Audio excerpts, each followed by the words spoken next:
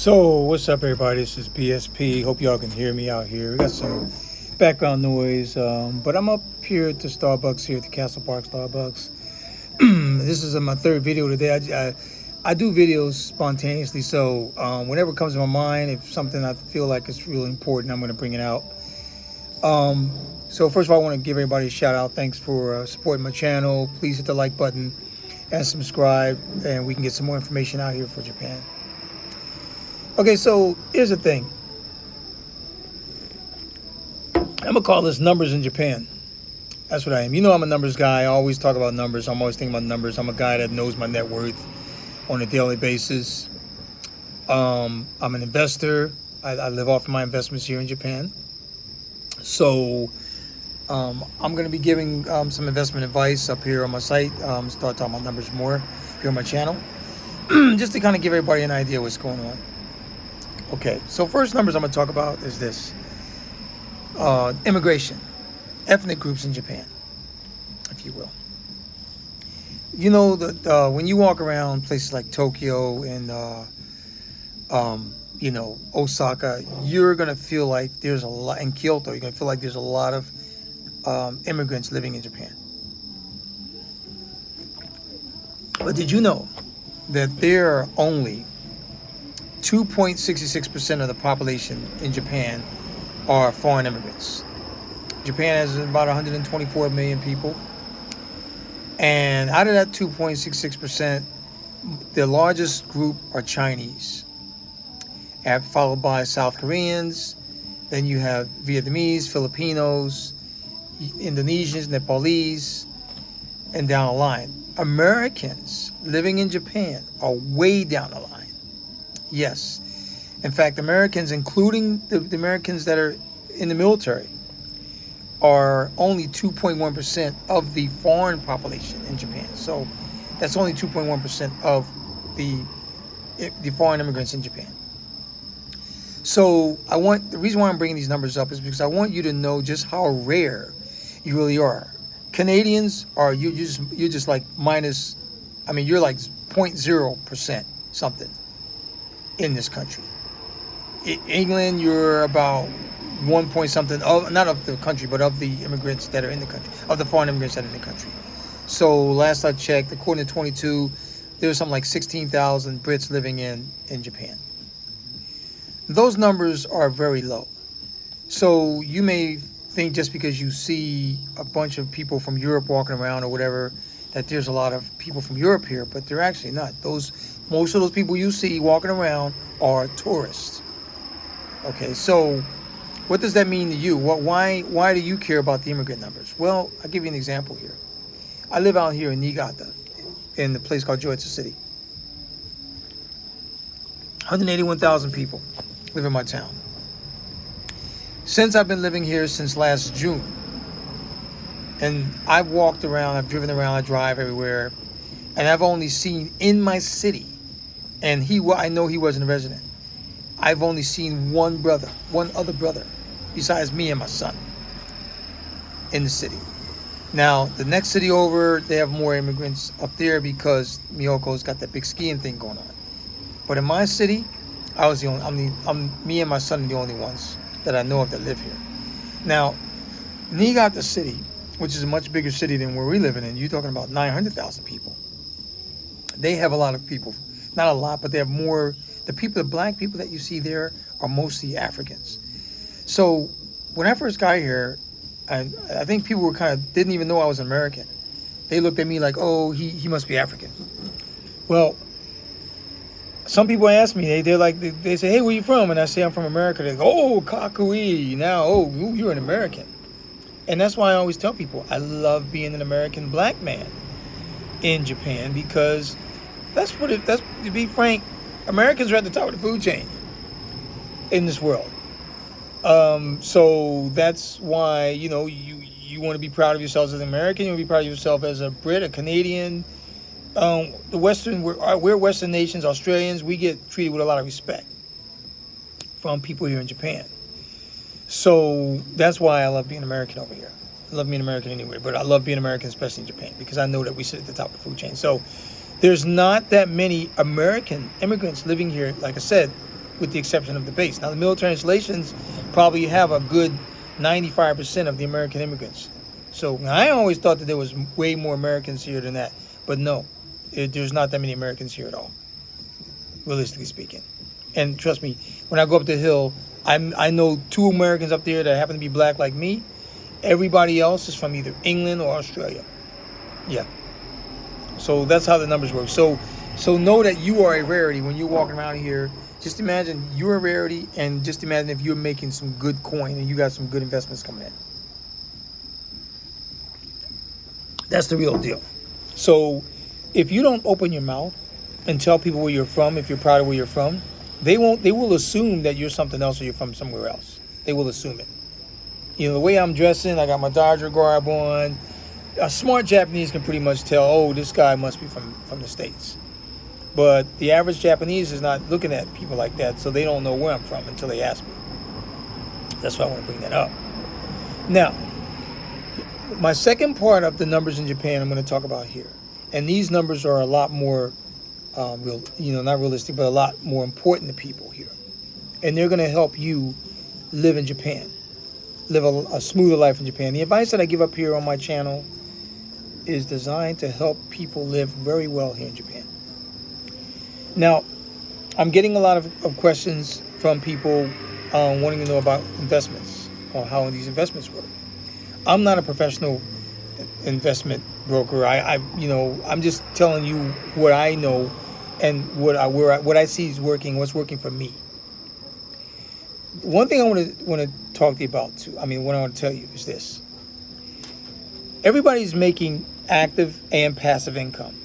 When we start off, when we're young, when we're like, as soon as we get out of high school or we get out of college, whatever the case may be, or even when we're in high school working part-time jobs, the only way that we know how to make money is with active income, through active income, meaning we work with our hands, feet, head, toes, ass in some cases, whatever you decide you want to do for your profession, we work, and that's what active income means. Active income means that you are receiving something because you're doing something for that money. All right? Now, the goal is always, as you progress, as you get older, to move that pendulum. Let's say if the active income is all the way on the left, you're all the way on the left end of the spectrum. You want to move that as far to the right as you possibly can. Meaning, you move it further to the right, means you are living off of 100% passive income. That's what that means. So, a lot of people aren't even living, they don't even get 10% passive income, not even 5%, not even 1%. But here's how I'm telling you how passive income works. So, now, if you, let's say you have your living expenses every month, and I'm talking about, if you're living in Japan, because I'm more familiar with the Japan numbers now. Let's say that your living expenses in Japan about $1,200 a month, $1,200 US dollars a month. And so your pay is giving you about $2,000 a month. I'm being very conservative here on the numbers. So you're at a $24,000 a year clip, right? Which I told you earlier that about 29% of the Japanese males in this country is making less than $25,000 a year. All right. Now, if you have a $1,200 outlay every month, with food, rent, incidentals, then if you're getting $2,000 a month, guess what? After you end up paying it, if you're getting straight cash, after all your taxes are paid or whatever, that means you have $800 left over. Pretty much, that $800 is going to turn into disposable income. You'll probably park some of it in savings. Most people over here, they're not investing any of it. So I would say 50% of that $800 left over is going to be toward savings, or maybe 60%. Japanese are very avid savers, and 40% is going to be disposable income, or saving up to do something disposable, right? But here's the thing that people need to start thinking about. You need to start thinking about, what if you were getting the same amount or more in passive income as your expenses? Yes. This is something that people don't think about, right? I think about this all the time. You know why? Because that's what I do. That's what I do. Yes. So, like I said, I'm a retired software engineer. And, when you have retirement monies coming in, that would be considered active income, right? Because you're retired income. But if you have passive income that's making you more money than what you're paying out, guess what that feels like? And it truly is. That means you're not really paying anything. See? You got to put this math. I know, people say, well, I'm physically paying that money. Yes, but you're really not paying. You're making money. You truly are making money, because think about it. You're not making money on your income. You're making active income. But your passive income is the money that you don't normally touch. At least you shouldn't touch it anyway. You should be using just your active income. But if you want to set a goal for yourself, because I get people saying, hey, how much do I need for dividends or whatever investments to live in Japan? Well, here's the thing. If you're paying out $1,200 a month, then your passive income should be $1,201 a month. You see what I'm getting at? That means you're canceling out the money that's being spent out. That means that all that money that you can literally say that if you can look at it so many different ways, but if you're paying $1,200 a month, but you're making $1,200 a month passive income, and you're getting your active income, of course, because you're paying it to the active income, you're not spending your passive income to pay your expenses. You're using your active income to pay your expenses. Well, guess what? Each and every month, when that money is the same or more than what you're paying out, that's money that's put aside for later on down the road, to where you won't be living off of your active income anymore. You'll be living off of passive income. And guess what? You need that passive income to be growing every month. So, like I said, if you're paying out $1,200, let's look at a 12-month. Of course, 1 year is 12 months. You start off, you paying $1,200 a month expenses, and if you got your passive income up to $1,200 a month, you're even. By the end of the year, the law of averages say that your passive income should be, now you're making 10% more than what you were paying out.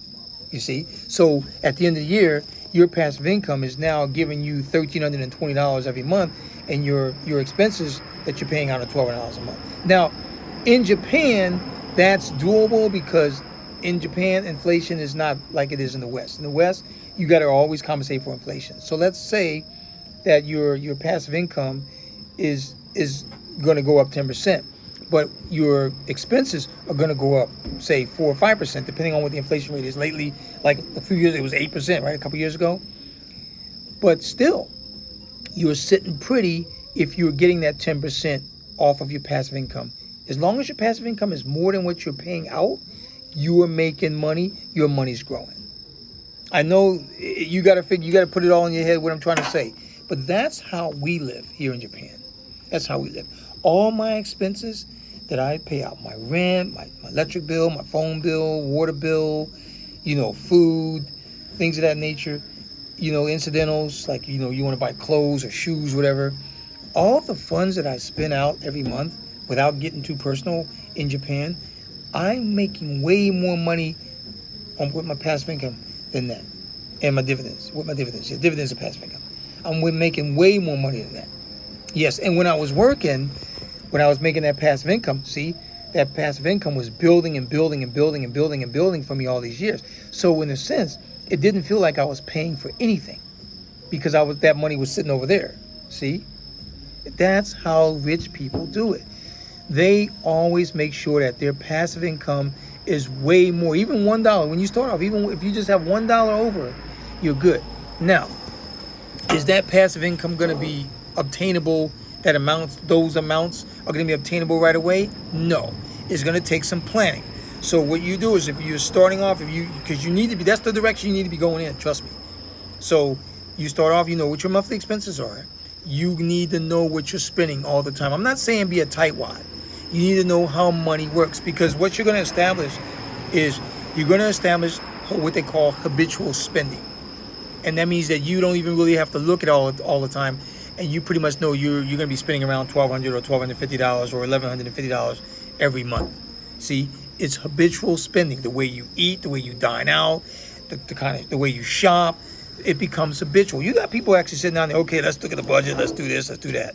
But that's not realistic when you think about it, because you're going to spend some money off the side. This life throws everything, all kind of things at us. All kind of things come at us life-wise, right? So you're going to end up spending sometimes this much or that much. And you'll know when you've gone over your budget, because you're going to look and you're thinking, damn, I spent $1,600. What? Damn, I spent a little bit too much. Yeah, you're going to know. But if you look up and you say, well, I spent like $1,230 this month, oh, it's not going to bother you, because that's what we call habitual spending. You're going to give yourself plus or minus 100 on the habitual spending scale. So if, like I said, if your expenses are $1,200 and you go, say, $1,300 or $1,100, either way you're good, because you got to give yourself that plus or minus 100. Some people may go plus or minus 200. It just depends on what your level of passive and active income is what I'm saying. See how that works? So if you are, say, in your late 20s and you move to Japan, and you are, whatever you're doing, your expenses are about $1,100, whatever the case may be, 1,000. Let's make 1,000 for a round number. And your active income, because you got to work, because you're young in Japan, if you're getting like $1,500 or $2,000 a month, at that point, that disposable income left over, see what I'm saying? If you're making 2,000 minus 1,000, and then you're gonna start, putting, maybe you might have like $100 or $150 worth of disposable income, meaning you're going out at the bars, you're drinking a beer, or you whatever you do, your friend calls you up out of the blue, okay, let's go. That's disposable income. You need to be putting at least, of course, half or more in your savings account, right? And I'm gonna get to that, what I call that in a minute. And then anything left over, you need to start using for investments. You need to start investing that money. I'm sorry, my alarm went off. I'm sorry. You need to start looking at things that will pay you dividends right away. So you may start off getting like only $5 a month dividends, but still, that's okay. If you're getting $5 a month from dividends, but you're paying out $1,100 or $1,000, like I said, to make the numbers easy, guess what? Now you're only paying really out $995. You're getting $5 back. You see what I'm saying? So that's going to grow. That's going to grow little by little every month. Now, it may take you a few years, depending on how aggressive your investment strategy is for your dividends, but eventually that passive income is going to match your expenses, should you not change up your expenses. And of course, as you get older, your expenses might go from $1,000 a month to, say, $1,500 a month, but that income should be going up at the same time. Active income means that went up too. You see what I'm saying? So that's okay. If you're going to be paying more, your active income went up, but you still got to keep that passive income growing. That passive income has to keep growing, because once that passive income grows, you're going to get into the position where years later you're going to be like, oh my goodness, I'm in a really nice spot now. Because all that money is reinvesting itself. That's what we do. Our money is always reinvesting. I'm talking to you right now, I'm making money. I'm sleeping, I'm making money. I wake up in the morning, I'm making money. I'm not doing anything, I'm making money. That's how it has to be. Your passive income has to keep going. I don't worry about what the market does. If the market goes down, whoop-de-doo. I don't have money. And I'm going to get back to savings in a minute. I don't have any money that I need to use right away in the market anyway. Money that I knew that I need to use right away, or within a few months, or for, like I said, with these upgrades I need to pay for coming up, or if I want to get a car or whatever, furniture, whatever the case may be, that is put into a out-of-market account. See? And this is the first time a lot of you guys are hearing about this. I just said this shit today for the first time. I was on the phone and with a friend of mine, Soul Shader, back in the States, and I had mentioned to him, we were talking about out-of-market expenses. And the reason why that came up is because Bitcoin is down right now, right? Crypto's down. So automatically everybody's going to think, oh, the market's down, crypto or whatever you're in the market, I'm going to purchase more. Yeah, of course, purchase more, but be aware that you don't want to change up your percentages, right? So like for me, I'm a 98% investment portfolio, 2% crypto, right? So just because crypto went down doesn't mean I'm going to jack it up to 5% of my portfolio. No. I'm going to keep the levels the same, keep it proportionally equal, right? Now, I'm not going to change the percentages. That's where your out-of-market income or out-of-market funds come in. When you have out-of-market funds, you can take some of those funds and then you can start to distribute those funds when the market is low. See, without messing up without losing any money because you're putting it in the market. Yeah, the market might go down, but you're not losing because you didn't sell anything. And you have to make sure you're getting dividends. Because you're getting dividends, dividends don't care if the market goes down. You're still getting those dividends every month, which is still contributing to your reinvestment. See, so I'm going to go soon. I think I've been talking a little bit too much, but I will do a part 2 on this. I have to look at my video and remember what I talked about. I got to go pick my son up, things of that nature, but my alarm went off, so that means I have to go get him. But yes, what I'm saying is you need to understand that you have to work that passive income, build up that passive income to where it's more than your expenses. That is the secret. And then once you get it even with your expenses, let it keep reinvesting itself to where eventually it will be 2 or 3 times what you're spending every month. And you're looking at your active income, you say, okay, I don't mind, boom, here you go, here you go, here you go. And guess what? You can then, with that money going out like that, you can keep building up your out-of-market funds. Because your out-of-market funds are so important. A lot of people ignore out-of-market funds. They automatically think that, well, I don't need to have any money in savings. I'm just going to put all this money in the market and this, that, the other. But wait, what if you need something? What if you have to go on a trip? What if your friends come in the country and say, hey, I need to go here, I need to go there? If you don't have any aftermarket funds, you're going to be pulling money from the market that's in a loss. Right? If you try to pull money from the market, say, at the beginning of July, middle of July, those few weeks when the market was down, you already lost some money. You're in the red, right? Now you're trying to pull money out of the red. You don't want to pull nothing out of the red. Nothing. If anything, you want to purchase something in the red. But in order for you to do that, you need to have your out-of-market funds good. And the rule of thumb is you need to have enough out-of-market funds to last you for 18 months should everything shut down. The market shut down, the bank shut down. Well, I mean, not the banks, but the market shut down. You need to have access to out-of-market liquid funds for at least 18 months of your expenses. So, like I said, if you're spending $1,000 a month, realistically, you need to have $18,000 a month in your out-of-market expenses. Yes, I mean your out-of-market funds. So this is BSP. I'm calling this the numbers in Japan. I will be doing some more videos like this, trust me. But this just came out. I just wanted to talk to you about it because the numbers were on my mind. BSP Japan, I'm out. I'll talk to you later on.